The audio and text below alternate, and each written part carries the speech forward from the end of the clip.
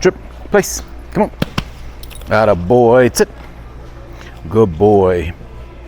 Hey guys, so we're going to start out with loose leash heel, and with loose leash heel, what I'm looking for is to keep Trip on my right hand side at the owner's request. So I'm going to keep him on the right hand side, and we're going to give him just enough slack so that maybe I can scratch my nose or whatever it is, and that just gives me the freedom, but gives him the freedom and the security of staying close to me. Plus it helps us to meet the store requirements if they require a leash or something like that.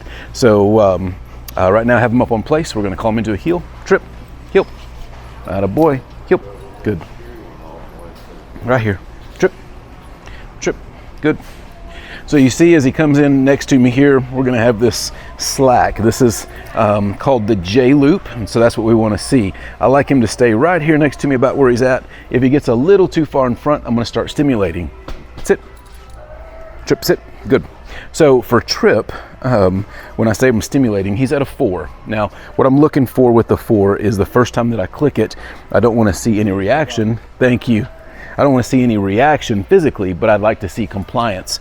The second time that I hit it, it's going to go up to a 6, and that's where I don't mind if I see a little bit of a flick of the head or something like that. It means he's actually feeling it. And so then I know that I'm holding him accountable. Now, again, the 4 and the 6, you and I won't even be able to feel it. They're very subtle, especially with the collar he's got. He's got the micro, which is the smallest collar that they make. So, how you doing today? Good boy, good sit. All right, trip, heel, good boy.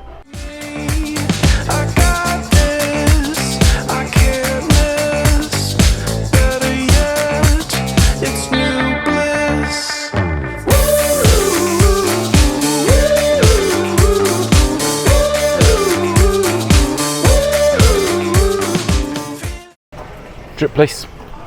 Good. Good boy. So we're going to work on place right here. There's a lot of activity, as you can see. So what I want to look for in a place is an object that's preferably has some elevation to it. It doesn't have to be this high. It can be 4 inches off the ground. It doesn't really matter.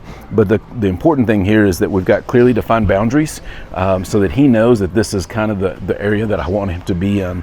At that point, then I can put him into a sit or into a down, and then we start to incorporate our 3Ds. So duration, distance, and distraction. So duration is easily satisfied by just putting him in a sit, and I'm holding right here real close to him. It's a duration. It just teaches him patience. He's done a lot of that over the last couple of weeks.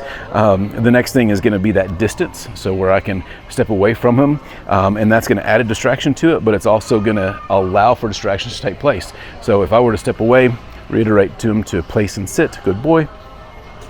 Come on through. And we build in this distance, and everybody got camera shy. They all went different ways. So we'll hold for just a second.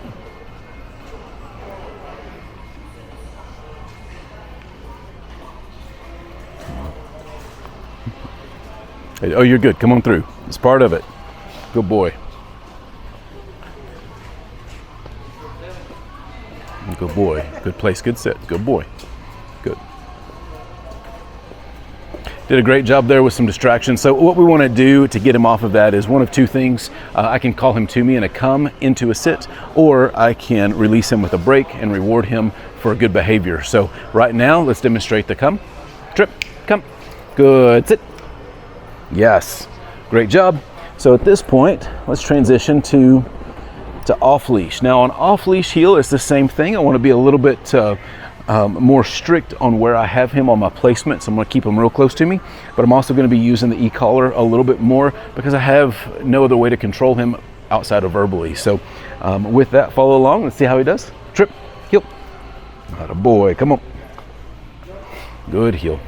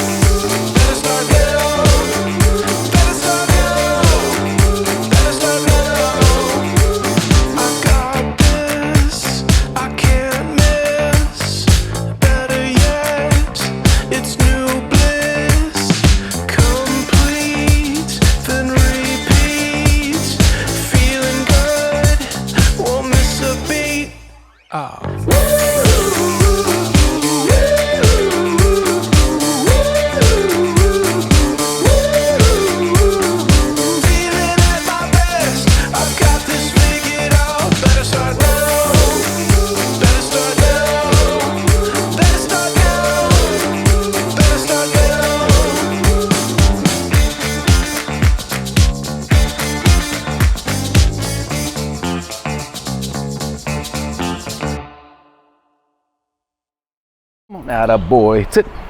Good job. Good job. So what we did there, we'd call a place to place, getting them from one place to another place.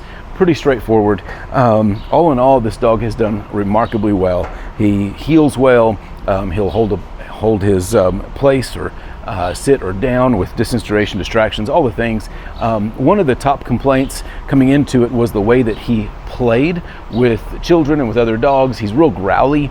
He's a spaniel, and so we worked on some of those manners, the greeting manners, the play manners, that kind of thing. And we're going to do a lot of coaching with the owners so that they understand what's too far and what to allow and that kind of stuff. So excited to see where he goes. This little 1-year-old Cocker Spaniel has a whole life ahead of him of freedom because he's figured out how to be disciplined. So stay tuned, watch the rest of his videos. Let us know what you think.